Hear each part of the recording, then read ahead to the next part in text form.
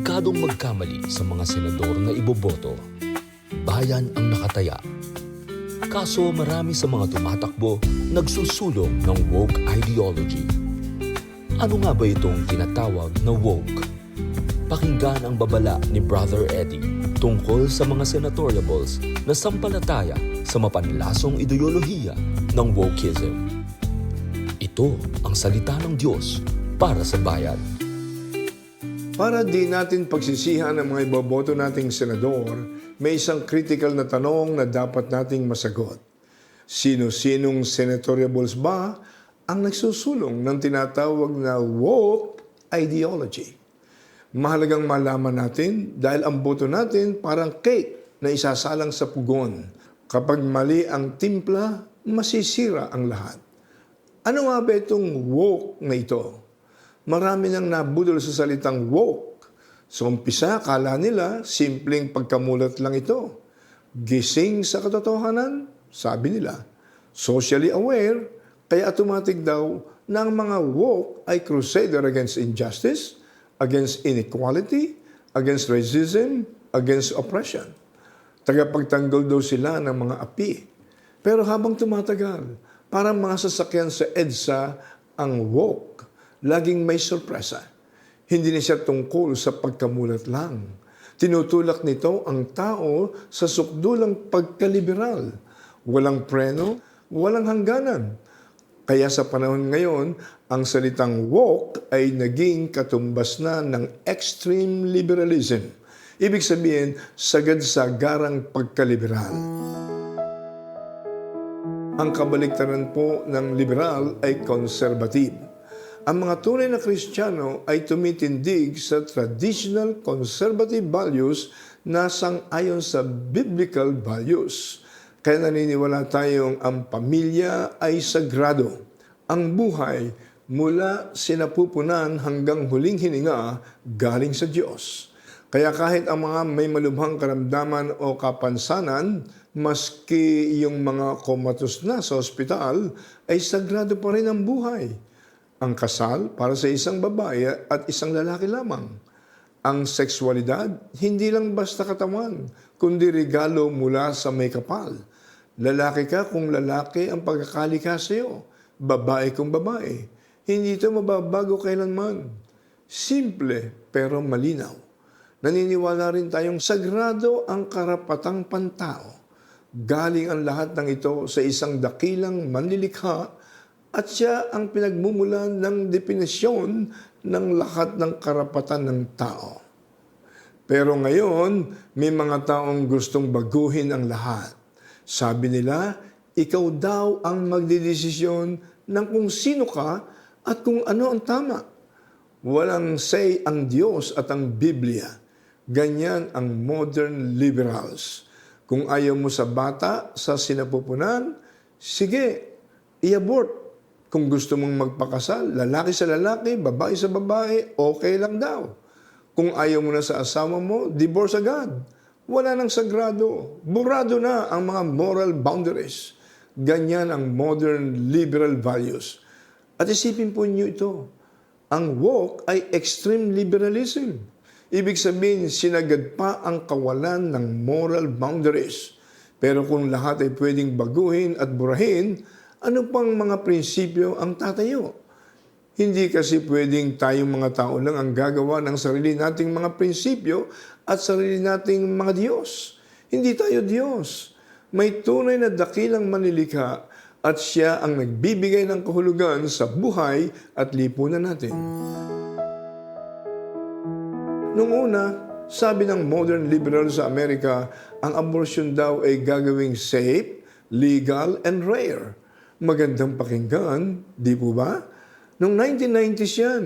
Pero ngayon, sa sobrang woke, hindi na rare. Sa Amerika, may mga klinika na parang sari-sari store. Bukas araw-araw. Handang mag-abort ng mga sanggol kahit ikasyam na buwan na ng pagbubuntis. Kaya kung dati ay same-sex marriage lang ang gusto ng modern liberals, ngayon sa woke ideology, kung ano-anong extreme multi-gender agenda na ang pinaparada nila. Nandyan ang umano'y trans rights na nagsasabing kahit sino ay pwedeng magpalit ng kasarian. Kahit minor de edad, pwedeng magpa-sex change kung saan ooperahan ang ari at babaguhin. Kaya may mga bansang pinapainom ng hormones ang mga bakla o tomboy na minor de edad para daw magpalit sila ng kasarian. Kahit pa ang mga hormones na ito ay gagawin silang baog habang buhay. Parang laro lang para sa kanila, pero ang laki ng pinsala. Kasuklam-suklam po talaga ang woke ideology. Kaya naman kailangan nating siguraduhin ang mga iboboto nating senador ay hindi woke. Maging maingat po tayo sa pagpili ng mga kandidato. Ang nakakaalarma, maraming tumatakbong senador ang sumusuporta sa woke policies. Isa rito ang sexual orientation, gender identity and expression o SOGI Bill. Kung maisabatas, gagawin po nitong Sodom and Gomorrah ang ating bansa. Gagawin nitong legal ang same-sex marriage. Ipapagbawal ang pangangaral ng pagbabagong buhay para sa mga bakla at tomboy ayon sa salita ng Diyos. Pwedeng ipasara ang mga religious institutions na sasalungat sa multigender ideology. Pagmumultahin pa ng hanggang kalahating milyon at may kulong pa hanggang 12 years. Sa totoo lang, ito po ay mapangwasak na social engineering. Sisirain itong sexualidad ng mga kabataan at unti-unting babakbakin ng woke activists at politicians ang matitinong moral values na matagal nang niyayakap ng ating lipunan. Gusto nilang tawaging mabuti ang masama at masama ang mabuti. May babala po sa kanila ang Isaiah 5 verse 20. How horrible it will be for those who call evil good and good evil, who turn darkness into light and light into darkness, who turn what is bitter into something sweet and what is sweet into something bitter. Naniniwala akong may ilan sa mga nagsusulong ng woke ideology na sincero sa hangarin nilang mapabuti ang mundo. Sincere sila sa pagkamit ng hustisya. But they are sincerely wrong. Alam ko po, dahil ganyan din ako dati bago ko inaresto ng pag-ibig ng Panginoong Hesus.